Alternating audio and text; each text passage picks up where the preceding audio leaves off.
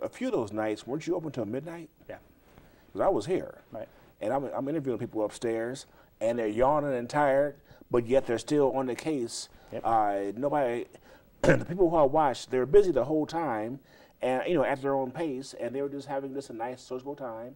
I'd walk up there, with a camera, and they would put their pens down and look up, and they talk to me, and when we got finished talking, they get right back to work, and they just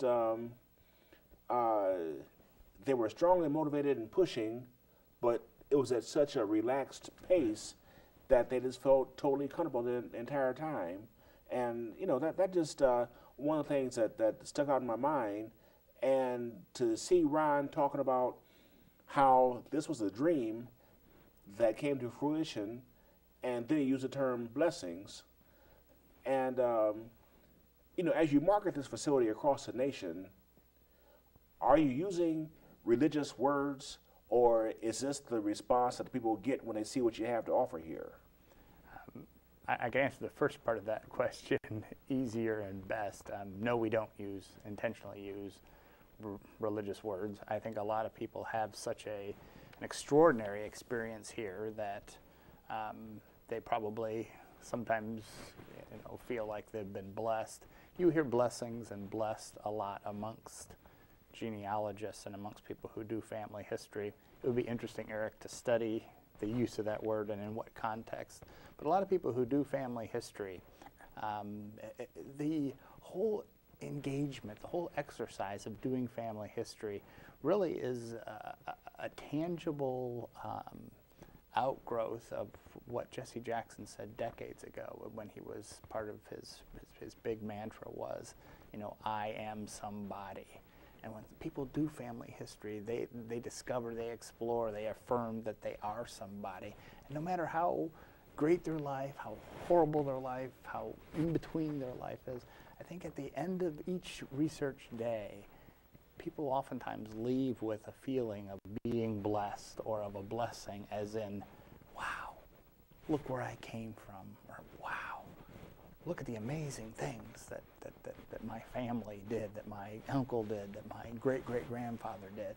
No matter where your research takes you, I think people are left with a feeling of connectivity and a feeling that, as bad as things are, I'm pretty blessed. There are a lot of blessings that have happened in our family. It's a great question, Eric, and it would be a great study for someone to take on to see the context and the frequency of that word blessing or blessed. But you hear genealogists say that a lot when they discover something, a real tribulation in a family. I mean, when you have, for example, a family where there's a head of household and he has 10, 12, 13 children, and he's got a wife that's 20 years younger than he is, and you begin to piece that story together, it's like, wow.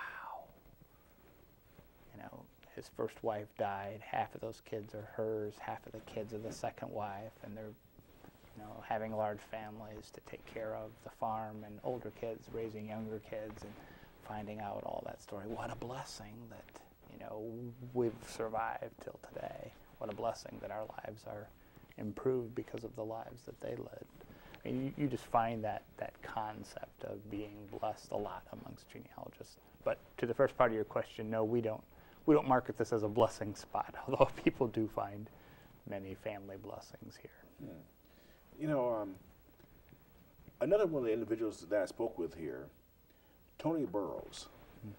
When I first saw him, he was just very quiet, and I could tell. I thought he was Ethiopian or from someplace else. Then when I spoke with him, he was very friendly, and we were talking. But when I finally researched this guy, I said, my God. Pretty impressive individual. Tell me a little bit more about him. Well, he is an extraordinary genealogist. He is probably one of the leading genealogists in the country. He's also probably the leading African-American genealogist. His book, Black Roots, is a bestseller. It's the textbook for not only African-American genealogy, but for how to do good genealogy. He's an author, a lecturer, a consultant. He's done a number of PBS shows and the English counterpart of PBS. Just an extraordinary individual, very well read, very well studied, teaches at Chicago University, is a consultant for Ancestry.com, the biggest company in the space, as they say, the biggest company in the genealogy field. Just a really, really bright individual, very engaging, as I'm sure you found out. Extremely knowledgeable, and is what I would consider a genealogist's best friend, because he'll talk to anyone, he'll share his expertise. He's a fantastic lecturer. His books are top shelf. I mean, you have everything laid out for you right there. Great examples. He's just an extraordinary genealogist. You know, we want to tell people who are watching, go get you an ink pen and some paper right now, because you might want to take notes on what he has to talk about. And before we run this next clip, you know, he was very complimentary of yourself again. And tell you what, let's go ahead and run that, and we'll come back here and talk some more. Okay, I'm now speaking with Tony Burrows. Tony, you've been to Fort Wayne a few times now. What do you like about coming back to Fort Wayne? Well, Fort Wayne is always very, very exciting. You know, it has such a renowned library and genealogy department. It's one of the best places to research. But the staff there is so super, super friendly. It's always a pleasure to work with them, and they bend over backwards all the time to help you out so that your trip is always enjoyable, you know. And then I see some old friends here when I come too, you know. But when you say that this is one of the best places to research, I hear that often. What does that mean? Well, what it means is that they have the largest collection of genealogy journals and newsletters in the country, of anywhere. So there's a lot of people that have written articles on how to research your family history. They've transcribed records and put them in their local publications, and all of those, there's like 5, 6, 7,000 of those publications right here in the Fort Wayne Public Library. So if you want to see something that was done before you that could possibly contain information about your ancestors, it will be in one of those periodicals. They also have a very large collection of original records that have been microfilmed here. They also have a very large collection of published family histories. They also have a lot of how-to reference guides. So it's the diversity and the depth of the collection that they have here, as well as they have some unique things here that, you know, some of the only places where you can find those kinds of things. So you can always find something, and so much here that you can spend quite a while and never finish. You know, you can tell he loves what he does. Yes, he does. And but you know, what do you mean by the diversity and depth of your collection here? I mean, how did you know what to go out and go after? Well, it's actually fairly complex in its simplicity. It sounds like a syntactically or grammatically incorrect statement, but we basically, Eric, try to collect any material that puts a person in a place at a time doing something.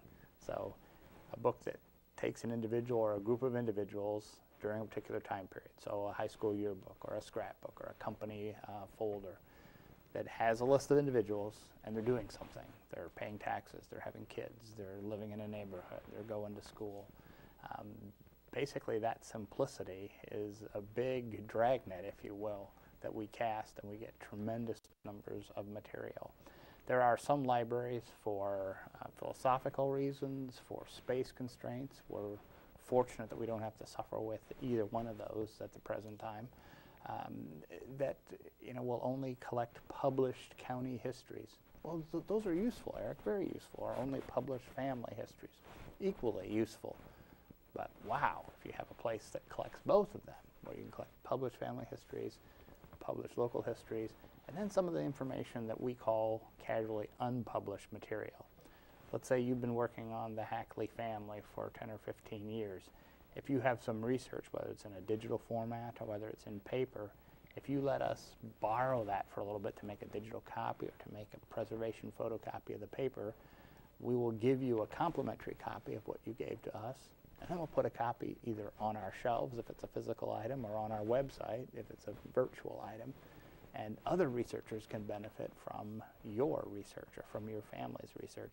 So with the published family histories, the published local histories, then all that unpublished material, and then what Tony mentioned on the clip, all the original records that we have obtained on microfilm, over 600,000 pieces of microtext, court ledgers, deeds, probates, you name it, passenger lists, census records, tremendous amount of material on microfilm and microfiche. So you put all of that together. A lot of libraries have little pieces of some of that, but you put all of that together. I think that's what Tony meant by the great diversity of materials. And he specifically mentioned one of the real strengths of our collection, Eric, and that's our periodical literature. The journals, the newsletters, the quarterlies that societies all over North America, the Caribbean, Eastern Western Europe have published about families living in their area. And we also compile the largest subject index to that material. And it's really a boon for researchers. You can uncover all kinds of really good information in periodical literature. So you have all that coming together in one research facility. Very few places can match that.